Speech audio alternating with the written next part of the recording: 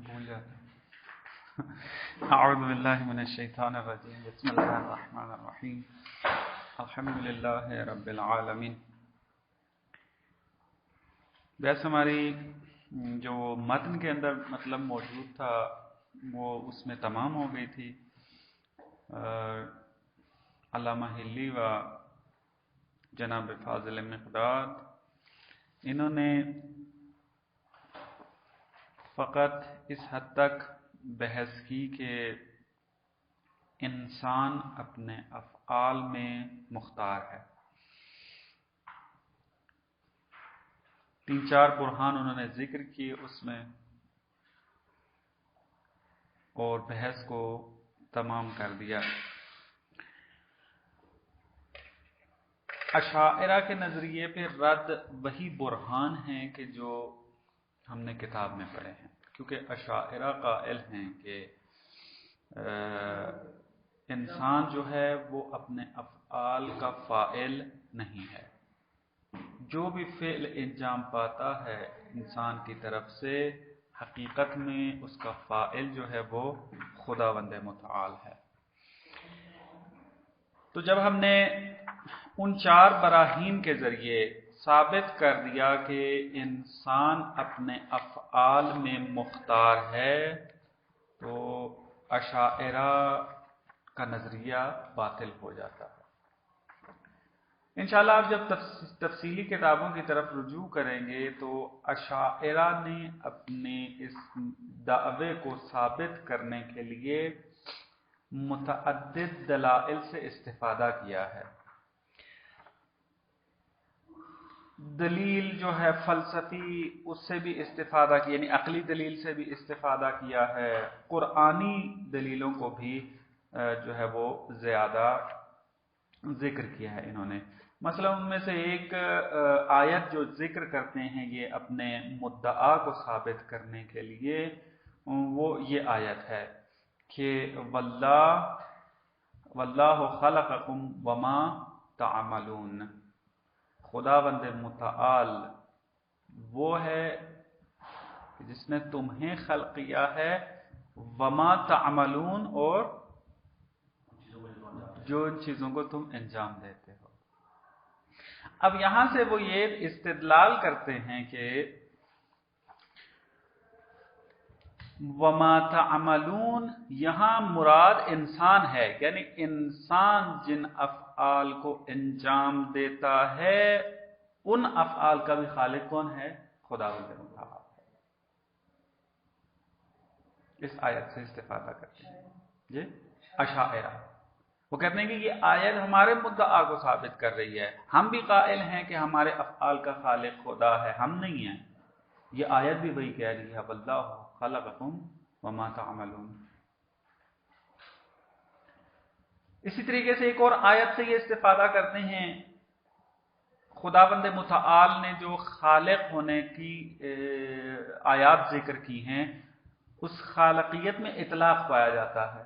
مثلا آیت میں آیا کہ اللہ خالق کل شیء، کہتے ہیں خالق کل شیء ہے، بس اس کا مطلب ہے کہ ہمارے افعال کا خالق بھی کیا ہے؟ خداوند متعال ہے۔ اسی طریقے سے مثلا ایک اور آیت میں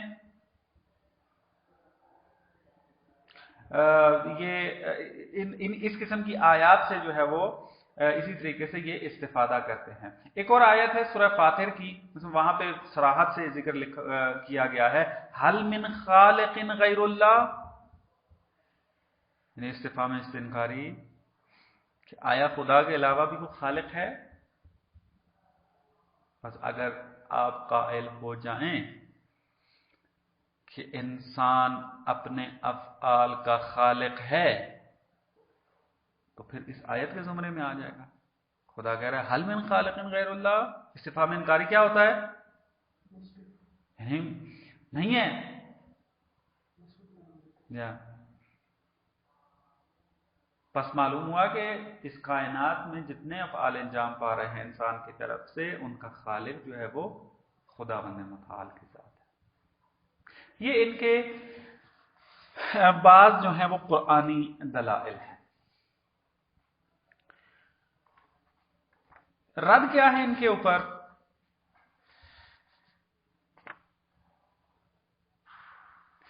रद ये है कि ये जो आपने आयत इस्तिफादा की है, पूरी आयत यूं थी उसकी, अतअबुदून मा तनहितून, आया तुम उनकी इबादत करते हो कि जिनको तुम खुद अपने हाथों से घड़ते हो, बनाते हो। यानी मुशरिकीन की मजम्मत हो रही है यहां पर। अतअबुदून मा तनहितून, क्या तुम इबादत करते हो उनकी कि जिनको तुम खुद बनाते हो। वल्लाहु खलक़कुम वमा तअमलून, खुदा है कि जिसने तुम्हें और जो तुम इंजाम दे रहे हो उनको खल्क किया है। अच्छा, अब सियाक़े आयत को देखें, क्या माना बनता है? यानी तक़ती कर दे अगर आयत की तो मुतलक है, फकत आप इस आयत को मद्देनजर रखें, वल्लाहु खलक़कुम वमा तअमलून, फकत इस मक्ते को मद्देनजर रखें फकत, तो ज़ाहिर बात है हर इंसान जो है वो कहेगा वाक़ईन खुदा कहना चाहता है कि मैं तुम्हारे अमाल का भी खालिक हूं। लेकिन अगर आयत के सियाक को मद्देनजर रखा जाए, बात बुत परस्ती की हो रही है। खुदावंद मुताल ये कहना चाहता है कि जिनकी तुम पूजा करते हो,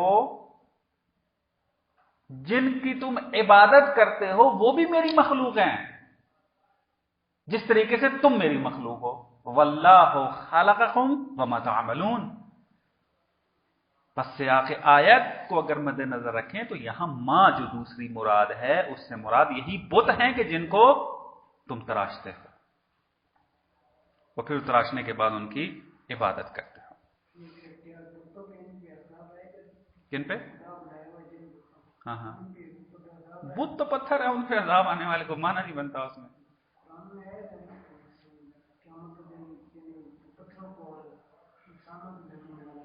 पत्थर ईंधन के तौर पे इस्तेमाल होंगे, लेकिन उसमें अजाब के लिए शऊर चाहिए और पत्थरों में नहीं है उसमें, और बहुत मुकल्लफ भी नहीं है। अजाब उसको होना है जो मुकल्लफ होंगे वहां पर। देखें, एहसास जब हो तो अजाब होता है, पत्थर में एहसास नहीं है। उसको जहां मर्जी इस्तेमाल करें, उसको आप अंगूठी के लिए इस्तेमाल कर लें, उसको जाके तंदूर में इस्तेमाल कर लें, पत्थर में इस्तेमाल होना है। हर किस्म की वो फैसिलिटियां देने के लिए तैयार है, उसको कोई मुश्किल नहीं है। जज़ा सजा इंसान के साथ मुर्तबित है, जिन्नो इंस की है। उसमें जानवर के बारे में इख्तिलाफ पाया जाता है, कोई ना मुकल्लफ नहीं है। यानी जो वाद और वईद किया गया है कुरान के अंदर व रिवायात के अंदर, कहीं देखा है कि जानवरों को भी कहा गया हो कि तुम फलाना काम करो, तुम्हें जहन्नम में डाल देंगे, नहीं तो इस तरह करो? नहीं है, वाद और वईद इंसान के लिए बयान किया।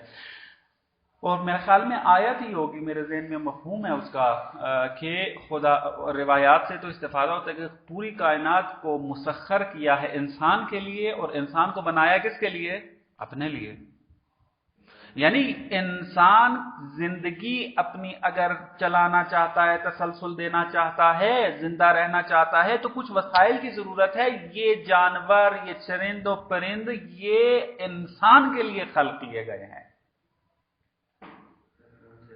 इस्तिफादा हो सके, अपनी जिंदगी चला सके, अपनी जिंदगी को मुनज़्ज़म कर सके। न ये कि मसलन ये इंसान की तरह आए हैं यहां पर और फिर इनके ऊपर कुछ तकलीफात को खुदा ने रखा हुआ है, फिर उन तकलीफात के जरिए फिर ये जाएंगे वहां जाकर, इनकी एक अलग जहन्नम होगी उसमें जाकर।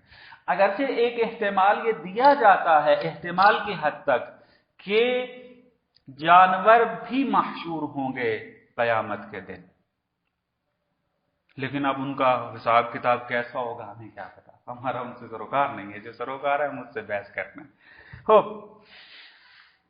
मैं इजमाली तौर पर ही बयान करके आगे जा रहा हूं, लिहाजा तफसीली गुफ्तगू आप खुद पढ़ेंगे जाकर। ये था इनका पहली आयत के ज़िमन में रद के, जिसको ये ज्यादा करते हैं। दूसरा रद, जो दूसरी दलील का रद है, जो ये कहते हैं कि खुदावंद मुतआल चूंकि खालिक अलल इतलाक है, खुदा खुद कुरान में फरमा रहा है खालिक कुल्ले शै है, हल मिन खालिकिन गैरुल्लाह, खुदा के अलावा कोई खालिक नहीं है। تو پھر انسان اگر خالق ہم مان لیں تو اس کا مطلب کیا ہوگا؟ شرک لازم آئے گا، یعنی ایک خدا خالق ہے ایک انسان خالق ہے، مشکل کھڑی ہو جائے گی یہاں پر۔ جواب اس کا کیا ہے؟ جواب یہ ہے کہ ان اشاعرہ کو علل طولیہ اور علل عرضیہ کے درمیان فرق کا ہی نہیں پتا تھا۔ کیا مراد؟ ہاں، ایک مرتبہ ہم کہتے ہیں کہ مثلا یہ مبائل ہے، اسی ایک مبائل کو میں نے خلق کیا ہے اور آپ بھی میرے مقابل میں آ کر مجھ سے وابستہ نہیں ہیں، کسی بھی طریقے سے مستقل ہیں آپ مکمل طور پر، آپ نے موبائل کو خلق کیا ہے۔ اس کو کہتے ہیں علت عرضی، عرض میں ہونا، آمنے سامنے ہونا، مقابل میں ہونا، اس کو کہتے ہیں عرضی طور پر علت ہونا، علل عرضیہ کہا جاتا ہے فلسفے کی زبان میں اس کو۔ شرک کا جو لازمہ ہے وہ یہ ہے کہ اگر ہم قائل ہو جائیں کہ خدا بھی خالق ہے، اس کا انکار نہیں کرتے، لیکن انسان بھی مستقل طور پر خالق ہے، جس طرح کہ اب معتزلہ قائل ہیں، درست ہے؟ تو یہاں شرک ہے، یہ نہیں ہو سکتا۔ بھائی مقابل کی بات کر رہا ہوں نا، یہاں مقابل کی مثال دے رہا ہوں آپ کو، یعنی ہم قائل ہو جائیں کہ انسان مستقل طور پر اپنے فعل کو انجام دیتا ہے، خدا سے اس کی کوئی وابستگی نہیں ہے، اور خدا بھی خالق ہے، یہ شرک ہے۔ لیکن اگر وہ قائل یہ ہو جائے جس طرح کہ مکتب اہل بیت قائل ہے اس بات کا کہ خدا بھی خالق ہے اپنے انسان کے فعل کا، انسان بھی خالق ہے اپنے فعل کا، لیکن انسان کی خالقیت خدا کے مقابلے میں نہیں ہے بلکہ خدا کے طول میں ہے، یعنی اگر انسان خالق بنا ہے تو اس کو خالق بنانے والا بھی کون ہے؟ خدا، مستقل نہیں ہے یہ، اس کی خالقیت کے اندر بھی نقش اور کردار خداوند متعال کا ہے۔ کیسے؟ وہ قوت کہ جس کے ذریعے اس نے فعل کو انجام دینا ہے، اس قوت کو خدا نے عطا کیا ہے، وہ مستقل نہیں ہے۔ عامر بین الامرین کی بحث ابھی آئے گی، ابھی میں فقط یہاں تک سمجھوں، یہ جو سوال آپ کر رہے ہیں وہ ادھر جا کے بیان ہوگا۔ ہاں باذن اللہ، باذن اللہ، باذن اللہ، یہ معتزلہ کے اوپر رد آئے گا، کوئی بھی اشکال نہیں ہے۔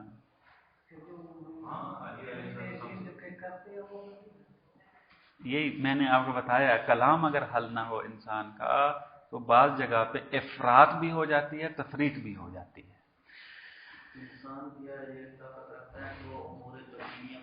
کر سکتا ہے، کیوں نہیں کرتا؟ آپ دیکھیں، آپ یہ جو کیا نام ہے، کیونکہ یہ بحث نہیں ہے ہماری، میں اس میں نہیں جانا چاہتا، چونکہ بحث درمیان میں ہو جائے تو مشکل ہوتا ہے۔ یہ جو مرتاض ہندی ہیں، ہند کے جو عرفاء کاذب مثلا ہیں، جو ریاضتیں کر کر کے آتے ہیں، کیا وہ تصرف نہیں کرتے کائنات میں؟ کرتے ہیں۔ طی الارض ہونا تصرف نہیں ہے کائنات کے اندر؟ کون سا؟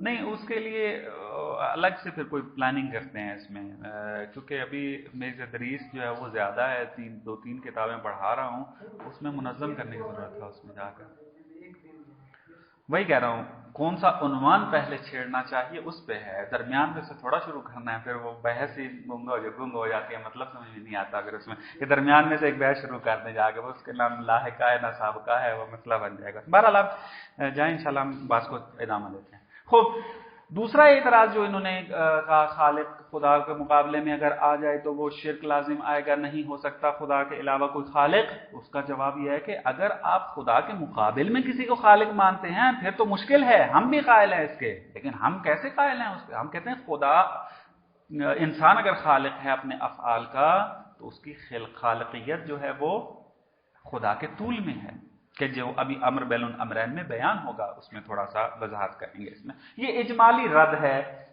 اشاعرہ کا، اور وہ رد کے جو ہم نے متن میں پڑھا ہے وہ 4 کے 4 پورے کے پورے برہان کیا ہے، وہ اشاعرہ کا رد ہے۔ لہذا یہ تفصیلی طور پہ رد ہو جاتے ہیں۔ اس کے بعد آ جاتا ہے معتزلہ کا نظریہ۔ معتزلہ کا نظریہ کیونکہ تفصیلاً ذکر ہو گیا، میں اس کو بیان نہیں کرتا، ان کا فقط ایک مبنا میں ذکر کرتا ہوں، اس کو رد کر کے آگے چلتا ہوں۔ معتزلہ نے اپنے اس تفویض کے نظریے کو ثابت کرنے کے لیے فلسفی دلیل سے استفادہ کیا ہے۔ فلسفے کے اندر ایک بحث ذکر کی جاتی ہے کہ ممکن یا معلول علت کا محتاج ہے۔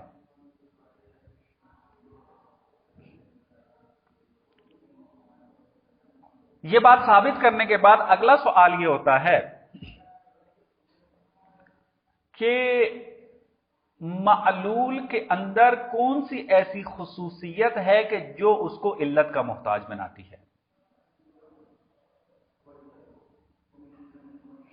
مثلا سوال ہوتا ہے نا، مثلا کہا جاتا ہے کہ میں آپ کا محتاج ہوں، تو اگلا سوال یہی ہوتا ہے کہ مثلا کس چیز میں محتاج ہیں، یعنی کون سی ایسی چیز ہے کہ جو آپ کو یا مجھ کو کیا ہے، علت کا محتاج بنا رہی ہے۔ اس میں مختلف نظریے سامنے آئے۔ متکلمین کا نظریہ یہ تھا کہ ایک شے کا حادث ہونا سبب ہے کہ یہ علت کا محتاج ہو۔ حدوث کسے کہتے ہیں؟ ایک چیز پہلے نہیں تھی اب ہے، یعنی ایک زمانے میں نہیں تھی، معدوم تھی، اب ایک، جیسے میں ہوں مثلا، آپ ہیں مثلا، ایک زمانے میں نہیں تھے پھر بعد میں آئے ہیں، میں حادث ہوں، حدوث رکھتا ہوں۔ یہ متکلمین کہتے تھے یہی حدوث رکھنا ایک ذات کا یہ علت کا محتاج بناتا ہے، کیونکہ میں معدوم ہوں، میں اگر آنا چاہتا ہوں اس کائنات کے اندر تو حتما علت کی ضرورت ہے، مجھے حادث کرے وہ آ کر، مجھے ایجاد کرے آ کر۔ بس یہ حدوث جو ہے یہ ملاک ہے علت کا، احتیاجی علت کا۔ ایک نظریہ جو ہے وہ امکان ماہوی کا ہے جس کو ابن سینا نے ذکر کیا ہے، اور ایک جو ہے امکان فقری ہے کہ جس کو ملا صدرہ نے ذکر کیا ہے، میں ان کی تفاصیل میں نہیں جاتا۔ اسی حدوث والے نظریے پر رکتے ہیں، مطلب واضح ہو جائے۔ معتزلہ چونکہ عقل گرا تھے، فلسفے میں بہت زیادہ انہوں نے کام کیا ہے۔ مسلم دنیا میں جب فلسفہ رائج ہوا تو سب سے زیادہ جو فلسفے میں حصہ لینے والے تھے وہ یہ معتزلہ تھے، اور اسی فلسفی ابحاث کی وجہ سے ان کے اندر عقل گرائی زیادہ آ گئی، اور انہوں نے تدین تعبد کو چھوڑ دیا، یعنی ہر چیز میں عقل، جہاں پہ عقل کا مقام نہیں بھی ہوتا تھا وہاں بھی عقل کو لے کر آتے تھے بیچ میں۔ انسان جب عقل گرا ہو جاتا ہے تو ہر جگہ پہ مثلا اپنی عقل کے ذریعے اس کو سمجھنے کی کوشش کرتا ہے، حالانکہ یہ بعض چیزیں جو امور تعبدیات ہیں دین کے اندر۔ تو چونکہ فلسفے میں ماہر تھے، انہوں نے اپنے اس تفویضی نظریے کو ثابت کرنے کے لیے اس قاعدہ فلسفی کو بنیاد بنایا، اساس بنایا کہ ایک معلول علت کی طرف محتاج حدوث میں ہوتا ہے۔ اب میرا فعل انسان جو ہے یہ کیا ہے؟ معلول ہے، میں محتاج ہوں علت کی طرف، کس چیز میں؟ حادث ہونے میں۔ اب خدا نے جب مجھے حادث بنا دیا، ایجاد کر دیا، تو میرا جو احتیاج کا ملاک تھا، سبب تھا، وہ ختم ہو جائے گا یا نہیں ہو جائے گا؟ ہو جائے گا۔ چونکہ میں اپنے حدوث میں علت کا محتاج تھا اور علت نے حادث کر دیا مجھے، میں معدوم تھا، مجھے ضرورت تھی کہ علت مجھے آ کر کائنات میں ایجاد کرے، بس اس نے آ کر ایجاد کر دیا، اب میرے وہ احتیاج والا سبب ختم ہو گیا، اب میں کیا ہوں؟ میں بالکل مستقل ہوں۔ اس کی مثال ہم کیا بہت ساری عرفی مثالیں دے سکتے ہیں، مثلا یہ جو بلڈنگ اور ساختمان ہمارے سامنے ہے کہ جس کے اندر ہم بیٹھے ہیں، یہ بنا کی، مستری کی، مہندس کی محتاج ہے کس چیز میں؟ بننے میں محتاج ہے، اپنے حدوث میں محتاج ہے۔ لیکن حدوث جب ہو جائے، جب یہ ایجاد ہو جائے، آیا پھر بھی یہ بنا کی محتاج ہے؟ نہیں، ابھی بننا ممکن ہے اس بلڈنگ کا مر چکا ہو ابھی تک، لیکن یہ اپنی جگہ پر کھڑی ہے اور اپنا جو کام پہ ہے وہ جو اس نے استفادہ دینا ہے وہ استفادہ دے رہی ہے۔ بس معتزلہ نے اس مبنے سے یہ استفادہ کیا کہ ہم اپنے وجود کے ایجاد میں تو خدا کے محتاج ہیں، لیکن اپنے وجود کے اندر جو تسلسل ہے اس کے اندر محتاج نہیں۔ مسئلہ میں آگے بس میں اپنے وجود میں خدا کا محتاج ہوں، لیکن اپنے افعال کے اندر خدا کا محتاج نہیں ہوں۔ میں مستقل طور پر اپنے افعال کو خلق کروں گا۔ یہ ایک دلیل تھی ان کی۔ رد کیا ہے اس کے اوپر؟ رد یہ ہے کہ آپ کا یہ مبنا باطل ہے۔ فلسفے میں ہم نے ثابت کر دیا ہے کہ معلول کا علت کی طرف جو احتیاج ہے، محتاج ہونا ہے، وہ حدوث کی وجہ سے نہیں، وہ ممکن ہونے کی وجہ سے ہے۔ یعنی میں چونکہ امکان رکھتا ہوں، ممکن ہوں، پس علت کا محتاج ہوں۔ اب امکان کیا ہے؟ اس میں دو تفسیریں موجود ہیں، میں اس کی تفصیل میں نہیں جانا چاہتا۔ آپ اگر اس کو حل کرنا چاہتے ہیں فلسفے کی طرف رجوع کریں گے، کیونکہ بحث زیادہ لمبی ہو جائے گی۔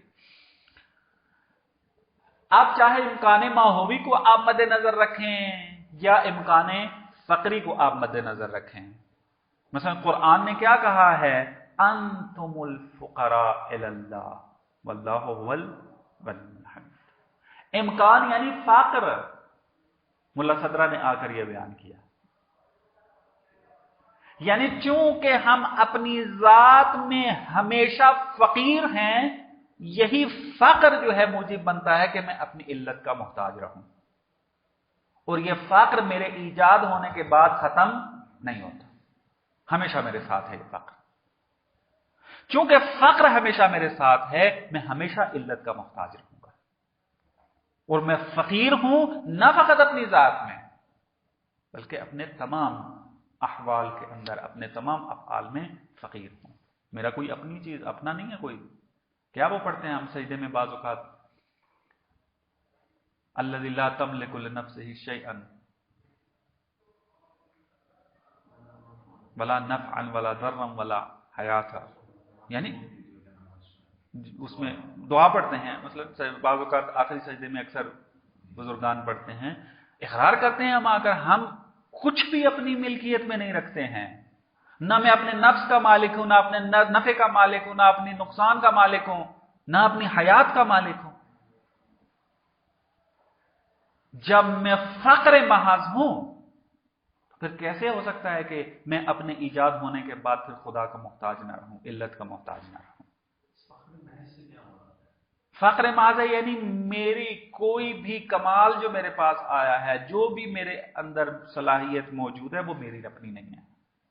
میری اپنی نہیں ہے۔ اگر کوئی شخص کا ایک انسان خدا نے حاجز کر دیا، عطا کر دیا، تو اس بات میں یہ واقع رہے گا کہ میرا اٹیچ رہنا خدا متعال سے کہاں سے ثابت ہوتا ہے؟ فقر ذاتی کہاں سے آتا ہے؟ خدا نے خلق کر دیا مجھے ختم ہو۔ نہ یہ نہیں ہے اس میں، یعنی آپ کیونکہ فقر غنا کے مقابلے میں ہے، درست ہے؟ یعنی میں اپنی ذات میں غنی نہیں ہوں۔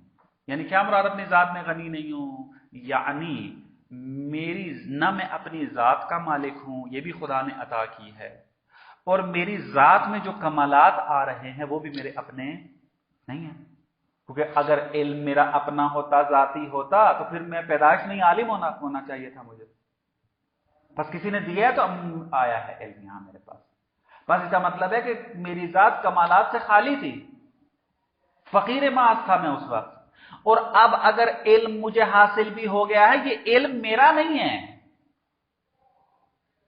کیونکہ اگر میری ملکیت میں آ جائے تو چھننا نہیں چاہیے، کیونکہ یہ ملکیت اعتباری تھوڑی ہے کہ مثلا کتاب کا میں مالک بن گیا کچھ چھین کے لے جائے۔ یہ انسان کے نفس کا حصہ بنتا ہے علم جا کر،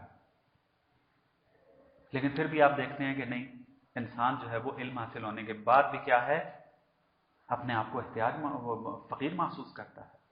یعنی خدا کے مقابلے میں یہ بحثیں ہو رہی ہیں، اگرچہ خدا یہ چیزیں عطا کرتا ہے اس میں جا کر۔ بس فقر محض یعنی کسی بھی چیز کا مالک نہ ہونا، اپنے آپ کو فقیر کہا جائے کہ خود قرآن نے بھی اس کی طرف اشارہ کیا ہے۔ فلسفی دلیلیں موجود ہیں، ملا صدرہ نے امکان فقری کے اوپر جو ہے وہ دلیلیں بیان کی ہیں کہ فلسفے میں انشاءاللہ مطالعہ کریں گے.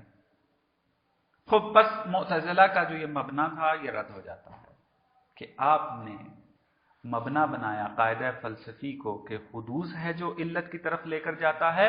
ہم نے کہا کہ نہ، فقر ہے کہ جو علت کی طرف لے کر جاتا ہے. بس آپ کی دلیل باطل ہے. اس کے علاوہ جو انہوں نے متعدد دلیلیں دی ہیں ان کا پھر ایک ایک رد بیان کرنا وہ تفصیلی کتابوں کے اندر محول ہے. وہ انشاءاللہ جب آپ پڑھیں گے تو وہاں واضح ہو جائے گا مطلب آپ کے لیے. قرآن جو ہے وہ بھی واضح طور پر خدا کو بیان کرتا ہے کہ خدا بھی ہمارے افعال کے اندر نقش رکھتا ہے. یعنی معتزلہ کہتے ہیں خدا ہمارے افعال کا خالق نہیں ہے، نقش نہیں رکھتا، ہم مستقل طور پر خالق کرتے ہیں. لیکن قرآن کی طرف جب ہم رجوع کرتے ہیں وہ نسبت دیتا ہے کس کی طرف؟ خداوند متعال کی طرف. یعنی ٹھیک ہے انسان کی طرف بھی نسبت ہوتی ہے لیکن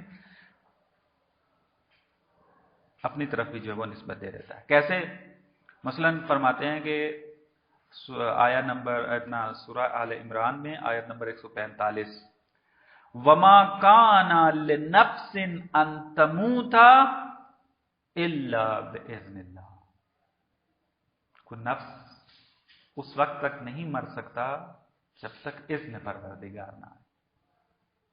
اس کا مطلب ہے کہ ہمارے فعل میں خدا نقش رکھتا ہے. اگر ہم مستقل ہوتے اپنے افعال کے اندر تو پھر اذن الہی کا کیا معنی بنتا ہے؟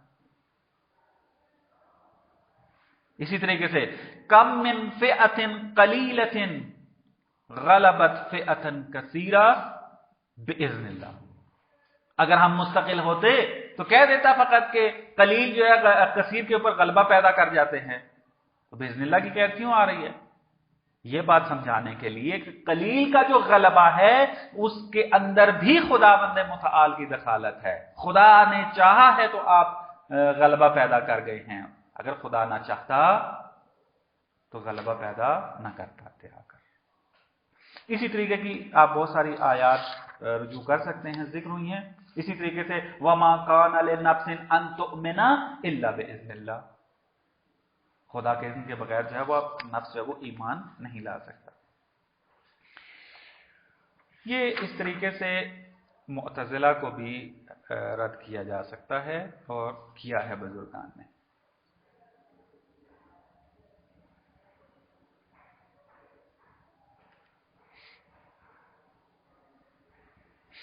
مثلا دیکھیں امام صادق علیہ السلام فرماتے ہیں اللہ تبارک و تعالی اکرم من ان یکلف الناس ما لا یطیقون. خداوند متعال کریم ہے اس بات سے، بلند ہے اس بات سے کہ وہ انسان کو، لوگوں کو ایسی چیز کی تکلیف دے کہ جس کی وہ طاقت نہ رکھتے ہوں.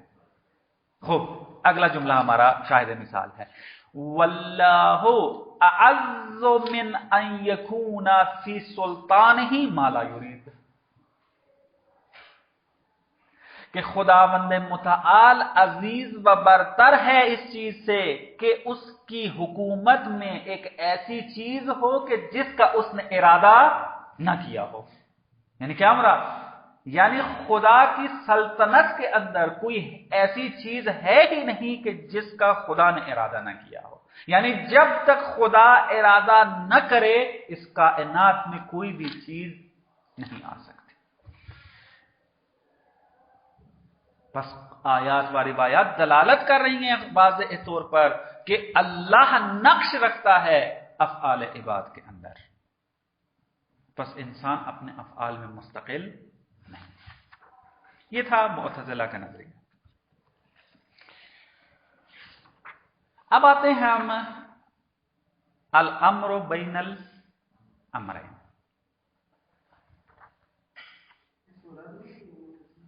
یہ رد ہی کر رہا تھا میں بات تھوڑا کی ہے. عرض کیا تھا کہ روایات کے اندر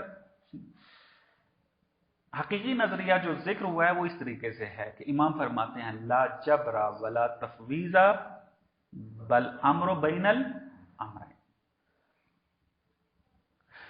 اور یہ بھی پہلے میں عرض کر چکا ہوں، دوبارہ عرض کر رہا ہوں کہ امر بین الامرین کی یہ تفسیر جو ظاہری طور پر کی جاتی ہے وہ باطل ہے۔ کیا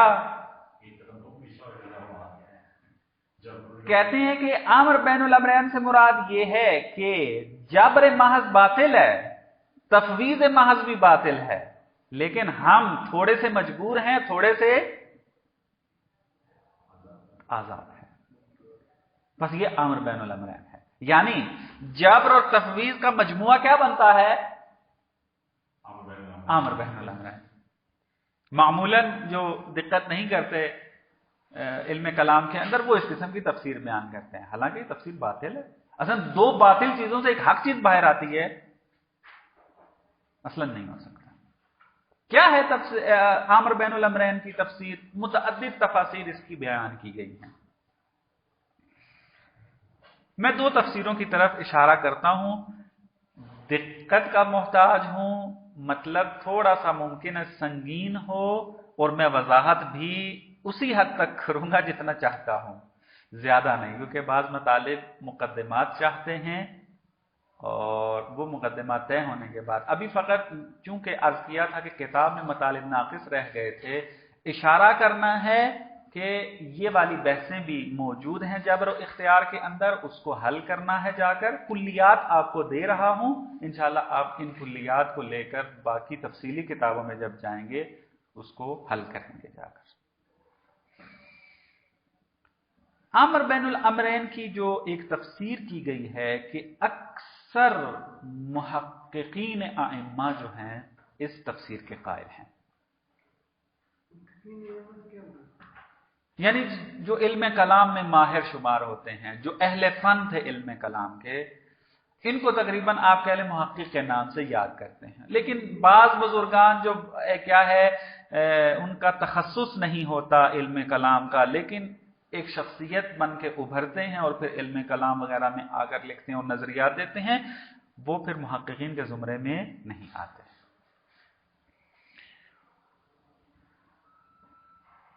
کیا ہے یہ نظریہ؟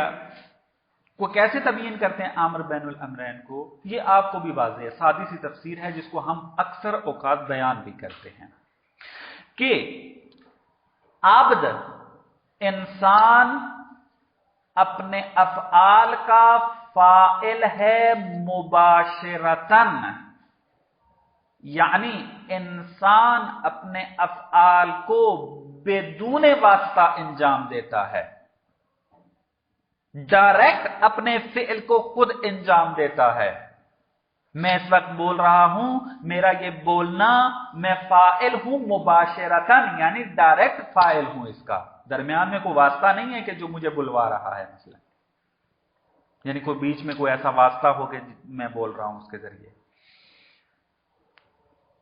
لیکن خداوند متعال بھی میرے اس بولنے کا فاعل ہے، لیکن وہ فاعل بعید ہے۔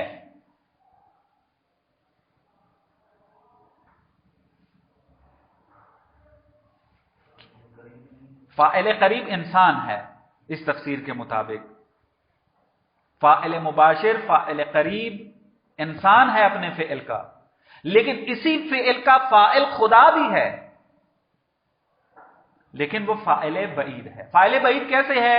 یعنی خداوند متعال انسان کو ہر لحظے قوت عطا کر رہا ہے، اور وہ قوت عطا کرنا اس فعل کا فاعل ہونا کہلاتا ہے۔ درست ہے؟ مثلا مثال، آیت اللہ خوئی رحمت اللہ علیہ اپنے اصولی درس خارج کے اندر اس مطلب کو سمجھانے کے لیے ایک مثال دیتے ہیں۔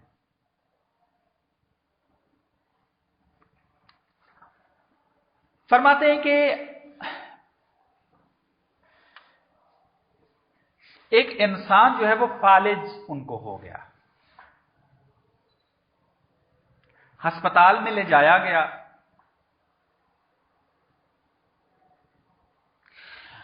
اب اگر اس کو ایسی قوت کسی مشینری کے ذریعے عطا کر دی جائے کہ جو اس کے فلج زدہ ہاتھ کو حرکت میں لے آئے، یعنی ایسی ٹیکنالوجی آ جائے کہ وہ انرجی کے جو ایک ہاتھ کو حرکت کرنے اور فعل انجام دینے کے لیے ضروری ہے، وہ مشینری، وہ قوت اس کو عطا کرے۔ تو اب یہ انسان کے جو فلج زدہ تھا اور اس مشینری کے ذریعے، اس دی ہوئی قوت کے ذریعے جب یہ فعل انجام دینے لگا، تو اب یہ اگر کسی کا قاتل کر دے تو یہی کہا جائے گا کہ اسی انسان نے قتل کیا ہے، لیکن اس کے ساتھ ساتھ اس فعل کی نسبت اس کی طرف بھی دی جائے گی کہ جس نے انرجی کو انجیکٹ کیا ہے اس کے اندر۔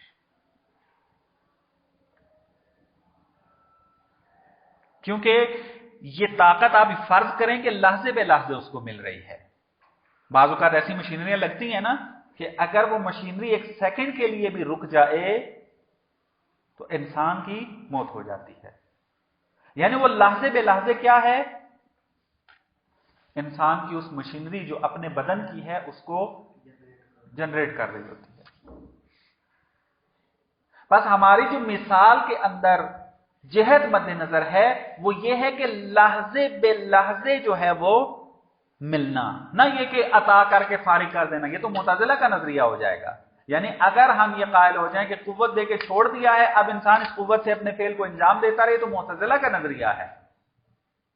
خدا فاعل اپنے انسان کے فعل کا اس وقت بنے گا کہ جب خدا بند متعال لحظے بے لحظے انسان کے اندر قوت دے رہا ہے اور وہ انسان اس قوت سے مسلسل استفادہ کر رہا ہے۔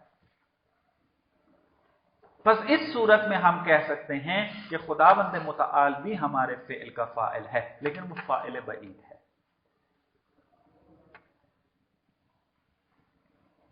یہ مشہور نظریہ ہے امر بین الامرین کو تبیین کرنے کے لیے۔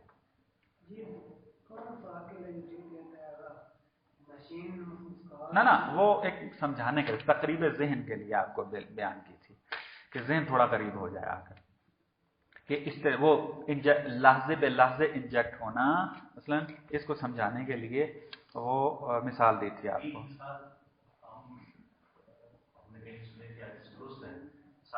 مثال دی کہ 4 بال رکھی ہیں، ایک بال انہوں نے پیس کیک ماری تو پانچویں نے چوتھی کو ہلایا، چوتھی نے تیسری کو، تو دوسری کو کس نے ہلایا؟ تو سوال دوسری کو پہلی نے ہلایا۔ کیا یہ کہہ سکتا ہوں کہ میری ٹانگ نے ہلایا؟ تو وہ بھی کہہ سکتے ہیں میرے اصل میری ٹانگ نے اس کو ہلایا یا دوسری نے ہلایا۔ آپ کا نا آپ تقریب ذہن کے لیے مثالیں کوئی بنا سکتے ہیں، لیکن بعض اوقات مثالوں میں مناقشہ ہوتا ہے، مثلا اسی کے اندر انرجی میں مناقشہ کر سکتے ہیں، لیکن آپ فقط اپنا ذہن متمرکز کریں اس مطلب کو سمجھنے کے لیے کہ فاعل قریب اور فاعل بعید کیسے ہوتا ہے انسان۔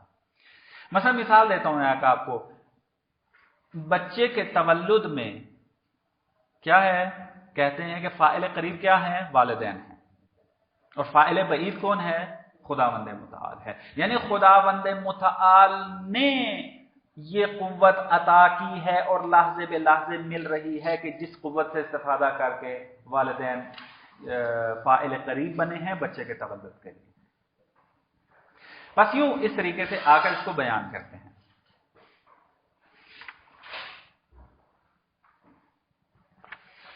اس کے بعد جو یہ آغا خوئی کی آپ مختلف کتابوں میں ان کی یہ تمثیل جو ہے وہ ذکر ہوئی ہے، میں نے دقیق جو ہے وہ ذکر نہیں کی، بلکہ جو انہوں نے یہاں پر مفہوم ہے اس کا میں نے یہاں پر اس کو بیان کر دیا ہے۔ مثلا یہاں پہ میں عبارت ایک اگر پڑھنا چاہوں تو یہ میرے سامنے ہے، فرماتے ہیں کہ لیکن لو فرضنا شخصا مشلول الید، ہم ایک شخص کو فرض کرتے ہیں جس کا ہاتھ شل ہو چکا ہے، غیر قادر علی الحرکہ، حرکت کرنے پہ قادر نہیں ہے، الا بایصال رجل آخر التیار الکہربائی الیہ، مگر یہ کوئی ایک جو ہے وہ دوسرے شخص کی طرف جو محتاج ہو، اور وہ دوسرا شخص کیا کرے، بجلی چھوڑے اس کے اندر، کیونکہ مفلوج ہے نا، وہ انرجی دے اس کو دوسرا شخص آ کر. لیبعث فی عضلاتہ قوہ و نشاطا، تاکہ انسان کے بدن میں عضو کے اندر قوت آ جائے، انرجی آ جائے. بحیث یکون رأس السلک الکہربائی بید الرجل، اس طریقے سے کہ بجلی کی جو اصل ہے وہ دوسرے شخص کے ہاتھ میں ہو. یعنی ایسی ٹیکنالوجی آئی ہے کہ جب مشینری فٹ کی گئی اس انسان کے اندر تو وہ حرکت کرنے لگ گیا، لیکن اس مشینری کا کنٹرول کس کے ہاتھ میں ہے؟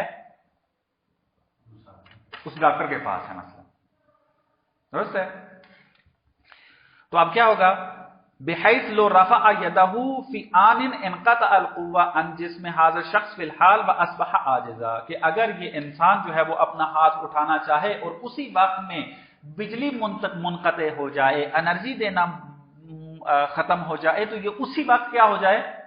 پھر دوبارہ مفلوج ہو جائے. وہ لحظے بے لحظے والی بات ہے. ایسا نہیں ہے کہ مشینری فٹ ہو کے آپ وہ کرتا ہی رہے گا، چاہے ڈاکٹر جو مرضی کرتا رہے، مثلا اس طرح کر کے قوت عطا کر دیجیے نا. لحظے بے لحظے عطا ہو رہی ہے، آن بے آن قوت اس کے اندر آ رہی ہے. فلو اوصل الشخص تلك القوة الى جسم هذا الشخص فذهب باختیارہ وقتل انسانا، اب یہ انسان کیا کرتا ہے؟ اس قسم کی بجلی والی مشینری اپنے ساتھ اس نے لگوائی، انرجی والی لگوائی، اب اپنے اختیار سے جا کے انسان کو قتل کر دیا. والرجل يعلم بما فعل فعله، اب وہ جانتا بھی ہے میں نے کیا کیا ہے، یعنی غصے میں مار دیا ایک کو آ کر، چاہتا تھا مارنے، مفلوج ہو گیا، نہیں مار سکا. ابھی اس کو انرجی ملی، اس نے کہا چلو استفادہ کرتے ہیں، جا کے پہلا کام یہ کرتے ہیں اس کو مارتے ہیں جس کو پہلے مارنا تھا ہم نے. ففی مثل هذا یستند الفعل الى كل منهما، یہاں پر پھر دونوں کی طرف نسبت ہے، اس ڈاکٹر کی طرف بھی نسبت دی جائے گی کہ جو لحظے بے لحظے اس کو انجیکٹ کر رہا ہے انرجی، اس مشینری کے ذریعے کنٹرول اس کے ہاتھ میں ہے، اور اس انسان کی طرف کے جو قتل کر رہا ہے اس کی طرف بھی اس فعل کی نسبت دی جائے گی. اما الی المباشر، اس انسان جو قتل کر رہا ہے اس کی طرف کیوں نسبت دی جا رہی ہے؟ فلانہ قد فعل باختیارہ واعمال قدرتہ، کیونکہ اس نے جو فعل کو انجام دیا ہے اپنے اختیار سے انجام دیا ہے اور اپنی قدرت سے انجام دیا ہے کہ جو اس کو عطا کی گئی تھی. واما الی الموصل، اور جو بجلی عطا کر رہا تھا لحظے بے لحظے اس کو، اس کی طرف کیوں نسبت دے رہے ہیں؟ فَلِأَنَّهُ أَقْدَرَهُ وَأَعْطَاهُ التَّمَكُّنَ، کیونکہ وہ ہے کہ جس نے اس قدرت کو عطا کیا ہے. حتی فی حال الفعل والاشتغال بالقتل، حتی اس وقت بھی قدرت عطا کر رہا تھا اس کو کہ جب وہ قتل کر رہا تھا، کیونکہ فرض ہمارا کیا ہے کہ لحظے بے لحظے قدرت مل رہی ہے، اور جب یہ قاتل کر رہا ہے وہ دیکھ رہا ہے کہ یہ قاتل کر رہا ہے اور اس کا کنٹرول میرے ہاتھ میں ہے، لیکن پھر بھی نہیں روکتا. تو اس جہت سے وکانا متمکنا من قطع القوت عنہ، یہ قادر تھا کہ قوت کو روک دے، بٹن بند کر دے، مثلا کنٹرول کے ذریعے اس کو بند کر دے، قوت کو فوراً فلج ہو جاتا وہاں پر. نہیں کیا، اس کا مطلب ہے کہ یہ بھی اس فاعل کے فعل کے اندر نقص رکھتا ہے. بس قتل کرنے والا فاعل مباشر ہے، اور جو خداوند متعال ہے، ایک تمثیل کے طور پر آدمی سمجھ لیں کہ جو خدا ہمیں انرجی دے رہا ہے، جو قوت دے رہا ہے، وہ اسی قسم کی ہے، اگرچہ اس طرح کی نہیں ہے، اسی قسم کی ہے، ایک تمثیل کے طور پر آپ ذہن میں رکھیں. یہ تو بات واضح آگا کہ ہم لحظے بے لحظے خدا کے محتاج ہیں. یعنی وہ ہے نا حضرت یوسف علیہ السلام کا کہ مجھے ایک لحظے کے لیے بھی اپنے نفس پر مت چھوڑ. درست ہے؟ تو اب چونکہ لحظے بے لحظے خداوند متعال ہمیں قوت عطا کر رہا ہے، اسی قوت سے ہم اپنے افعال کو انجام، میں اس وقت بول رہا ہوں، کیوں بول رہا ہوں؟ کیونکہ بولنے کی قوت مجھے ملی ہے، اس وجہ سے. اب بولنے کی قوت مجھے پیدائش کے وقت ملی تھی یا مجھے ہر وقت مل رہی ہے؟ ہر وقت مل رہی ہے. اگر خدا چاہے یہیں سے میں قوت مجھ سے لے لے اور میں یہیں پر گونگا ہو جاؤں، لیکن نہیں کر رہا خدا. پس چونکہ نہیں چاہ رہا کہ مجھ سے یہ قوت لے لے، تو خدا نقش رکھتا ہے میرے فعل میں، کیونکہ اذن الہی شامل ہے اس فعل کے اندر، جیسے کہ وہ معتزلہ کو رد کرنے میں اذن الہی کو بیچ میں لے کر آئے تھے. بس اس طریقے سے یہ مشہور نظریہ ہے. ہاں کیا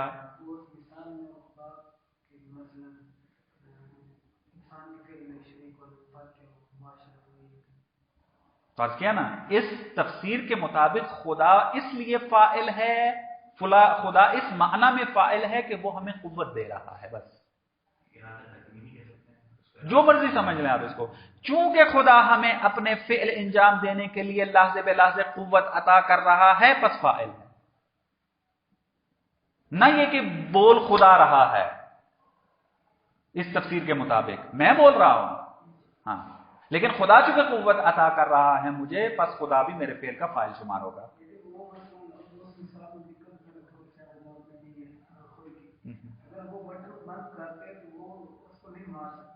کس کو؟ ہاں نہیں مار سکتا، نہیں مار سکتا، یہ بھی شامل ہے اس میں، ہاں نہ یہ ایک اور بات ہے، یہ اس میں نہیں جائیں گے ابھی، میں ابھی فقط یہ سمجھانا چاہتا ہوں کہ ہمارے فعل میں خدا نقش رکھتا ہے، اب خدا کی طرف کبھی فعل کو بھی ہم جو ہے نسبت دے سکتے ہیں نہیں دے سکتے، یہ اگلی بات ہے کہ آئے گی، اس میں باب عریشر میں یہ بحث موجود ہے۔ جی وہی کہہ رہا ہوں نا، یہ اصل میں اگلی بات کی طرف جا رہے ہیں، یہ جا رہے ہیں اس طرف کہ اگر خدا اس طریقے سے ہم اس کو فاعل بنا سکتے ہیں تو ہمارے حسن فعل کا بھی فاعل ہے، تو اس کا مطلب ہے کبھی فاعل کا بھی فعل کا بھی فاعل ہے، یہ بحث ابھی نہیں ہے، ابھی ہم جا کر آگے بیان کریں گے اس کو۔ ابھی ہم نے فقط یہ بیان کرنا ہے کہ اس کائنات میں جو بھی افعال انجام پا رہے ہیں اس میں خداوند متعال کا نقش ہے، خداوند متعال فاعل ہے اس کا۔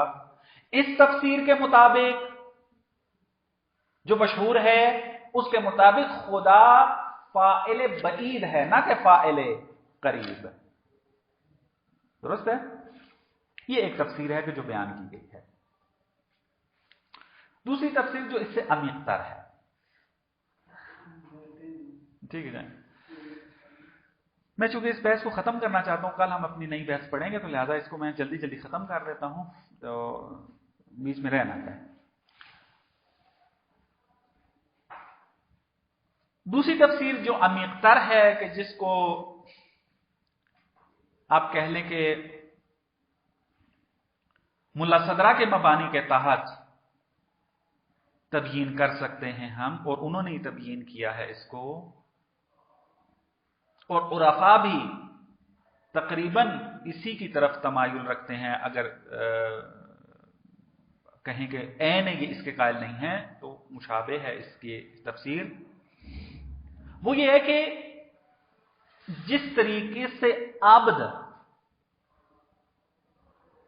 اپنے فعل کا فاعل حقیقی ہے، اسی طریقے سے خدا بھی اس فعل کا فاعل حقیقی ہے، یعنی دونوں فاعل مباشر ہیں، دونوں فاعل حقیقی ہیں، دونوں فاعل قریب ہیں۔ وہ پچھلی تفسیر میں کیا تھا؟ خدا فاعل بعید تھا، اور بعید کس معنی میں تھا کہ خدا چونکہ قوت عطا کر رہا ہے پس فاعل ہے، اس کا مطلب ہے حقیقتاً فاعل نہیں ہے، لیکن اس تفسیر کے مطابق خدا فاعل حقیقی ہے، یعنی میں بول رہا ہوں، میرے اس بولنے کا ایک فاعل حقیقی میں خود ہوں، لیکن اسی وقت خدا بھی فاعل حقیقی ہے۔ بہت دقیق مطلب ہے یہ، عرض کیا تھا کہ اس کی تبیین میں زیادہ نہیں کروں گا، فقط کلیات دوں گا، آپ دوستان خود جو ہے اس کو حل کرنے کی کوشش کریں گے۔ اگر وہ مبانی حل نہ ہوئے تو پہلی تفسیر کے قائل ہو جائیں، اگر مبانی حل ہو گئے تو دوسری تفسیر کے قائل ہو جائیں، تو اس کی مشکل نہیں ہے اس میں زیادہ۔ مثال کیا ہے؟ کیونکہ مثالوں سے بات سمجھ میں آتی ہے زیادہ۔ علامہ طباطبائی تفسیر المیزان میں اس مثال کو ذکر کرتے ہیں، اس تفسیر امر بین الامرین کو سمجھانے کے لیے، اور نسبت دیتے ہیں جناب شیخ مفید کی طرف، کہ جناب شیخ مفید بھی اسی تفسیر کے قائل تھے کہ خداوند متعال فاعل حقیقی ہے اور انسان بھی فاعل حقیقی ہے، یعنی ہر دو جو ہیں فعل کے فاعل ہیں۔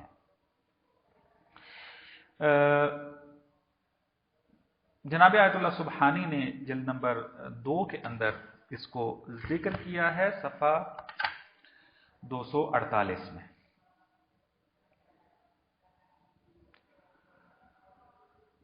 کیا ہے وہ مثال؟ کہتے ہیں کہ آپ اس نظام کو مد نظر رکھیں کہ جو اسلام سے پہلے اور صدر اسلام میں موجود تھا مولا اور عبد کا، غلاموں کا جو نظام تھا۔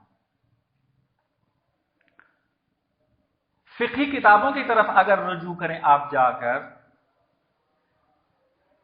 تو وہاں پر واضح طور پر یہ لکھا ہوا ہے کہ عبد کسی بھی چیز کا مالک نہیں ہے۔ وہ اگر کسی چیز کا مالک بن بھی جائے تو حقیقتاً وہ کس کا مالک، وہ کس چیز کی ملکیت ہے؟ اس کے مولا کی ملکیت۔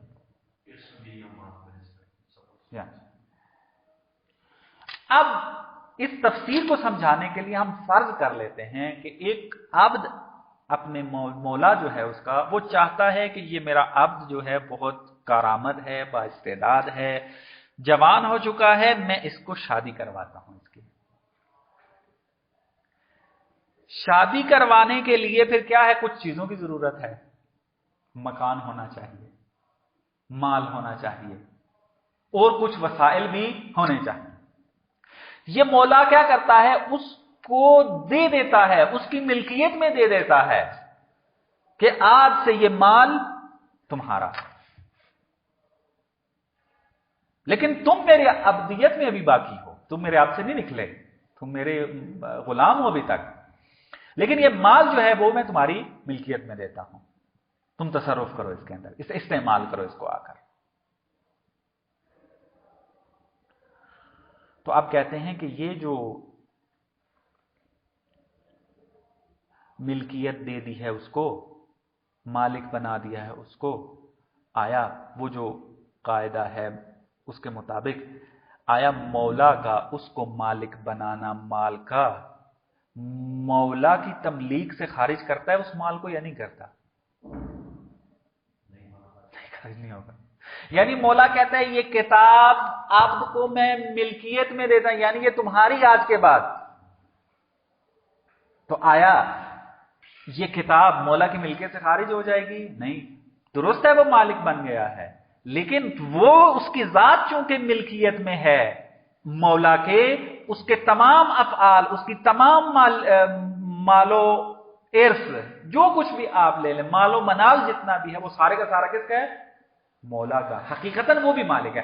اب جب کتاب مولا نے حقیقتاً دے دی اپنے عبد کو، اس کو مالک بنا دیا اس کا، تو اب اس کتاب کا حقیقتاً مالک عبد بھی ہے، اور اس کتاب کا مالک حقیقتاً مولا بھی ہے،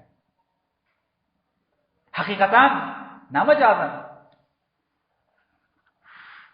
تو فرماتے ہیں کہ ہیں ایسے موارد کہ جہاں پر دو ملکیتیں ایک جگہ پر اکٹھی ہو سکتی ہیں۔ فالمولا مالک فی عین ان العبد مالک، فہنا ملک علی ملک، یہاں ملک پر ملک ہے۔ تو کہتے ہیں اسی طریقے سے ہمارے افعال بھی ہیں، تعجب نہ کریں۔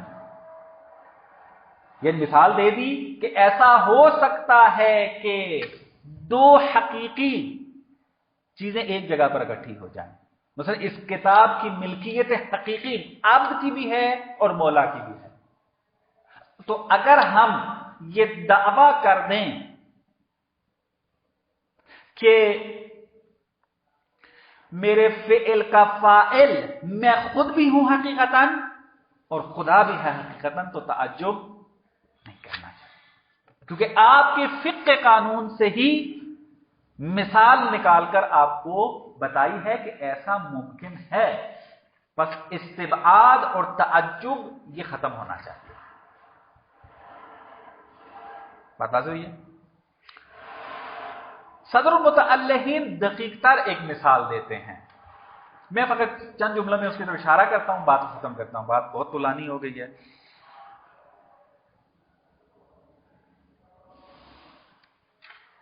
جناب ملا صدرہ نے آ کر یہ ثابت کیا ہے برہان عقلی کے ساتھ کہ النفس فی وحدتها کل القوا،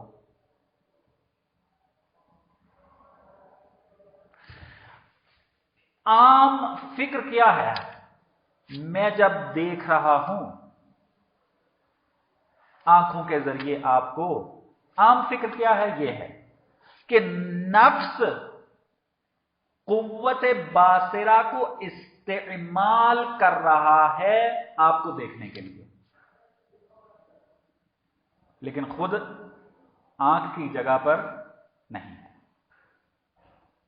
फकत इस्तेमाल कर रहा है।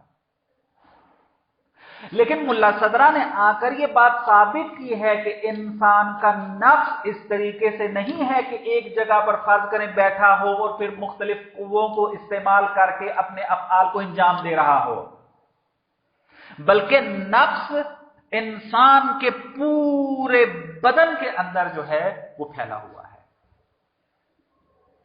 इस बदन का कोई ऐसा जुज बाकी नहीं है कि जिसके अंदर आप कह सकते हो कि यहां नफ्स मौजूद नहीं है। जब आंख देख रही होती है नफ्स मौजूद होता है वहां पर। तो अब जब नफ्स वहां पर मौजूद है तो यहां इस्तेखदाम नहीं है, इस्तेमाल नहीं है। इस्तेमाल तब होता है कि मतलब मैं वहां तक नहीं जा सकता, मैं कहता हूं आप इसको अंजाम दे दें। नफ्स तमाम उज़्व के अंदर मौजूद है। बस हम ये कह सकते हैं कि आंख ने देखा हकीकतन, और ये भी कह सकते हैं कि नफ्स ने देखा हकीकतन। क्यों? क्योंकि अन-नफ्सु फी वहदतिहा कुल्लुल क़ुवा, नफ्स एक ही है, वहदत है, बसीत है, लेकिन इसके बावजूद कुल्लुल क़ुवा है। यानी क्या मराद कुल्लुल क़ुवा है? यानी आंख के मकाम पर आंख है, हाथ के मकाम पर हाथ है। इसको तफसील से मुल्ला सदरा ने नफ्स के मरहले में जिक्र किया है कि आप वहां पर रुजू करेंगे इंशाल्लाह, जब वो मकाम आएगा तो ये मतलब वहां पर हल होगा। बस एक तफसीर ये हुई आम्र बैनुल अमरैन की कि जिस तरीके से हम अपने फ़िअल का फ़ाइल हकीकी हैं, इसी तरीके से खुदाबंद मुतआल भी फ़ाइल हकीकी है। एक मिसाल मौला और अब्द की दी और दूसरी मिसाल नफ्स और कुवा की दी, इसको समझाने के लिए। अर्ज किया चूंकि मतलब थोड़ा संगीन है, अगर तहकीक के दौरान ये मतलब साबित कर पाए तो इस तफसीर को आम्र बिल बैनुल अमरैन में कायल हो जाएंगे। अगर ना कर सके तो पहली तफसीर के जो फ़ाइल बईद वाली थी वो तो मौजूद है, उसका कायल हो जाएंगे और आम्र बैनुल अमरैन का नजरिया जो है वो काबिल तबयीन हो जाएगा। ये बहस थी हमारी मतन से बाहर के तकमील करने के लिए आम्र बैनुल अमरैन से क्या मुराद है, तफवीज़ के ऊपर इस एतराज़ात क्या हैं और अशायरा पर क्या एतराज़ हैं। बाकी मतलब इंशाअल्लाह बाद में। वस्सलामु अलैकुम व रहमतुल्लाह।